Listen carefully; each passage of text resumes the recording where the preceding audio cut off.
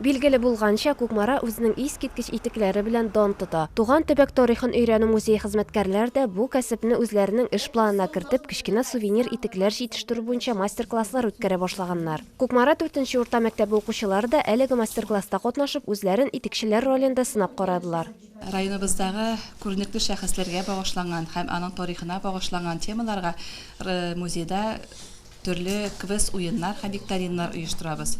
Башка музейлардан аермалы буларак, безнең музейда инглиз теленнән дәрестән тыш чаралар да үткәрелә. Итек ясау процессы беренче карашка бик гади тоела, әмма матур итекләр килеп чыксын өчен шактый тырышырга туры килә. Моның өчен иң мөһиме чистартылган, буялган сарык йоны, сабынлы су һәм оста куллар кирәк. Интересно. Минем мондый эш белән шөгыльләнгәнем юк иде, әмма бу бик кызык икән, миңа ошый. Табигый йон белән эшләве бик рәхәт, ул йомшак, җылы һәм төрле төсләргә манылган булырга мөмкин. Котлаулы процесс дип әйтәм балалар өчен, чөнки анда җиренә җиткереп эшләү кирәк, җонның ничек куелышына хәтлек дөрес итеп алып куюы аның бик тә мөһим. Итекнең әзерлеген тикшерү бик ансат, йонны чиметеп карау да җитә. Әгәр дә йон кулга күбрәк ләксә, димәк, киез итекләрне алга таба да басарга кирәк. Теләге булган һәр кеше мондый мастер-классларда катнаша ала. Укучылар һәм студентлар өчен Пушкин картасы эшли. Адилә Шакирова, Марат Сабирҗанов, Татарстан яңалыклары.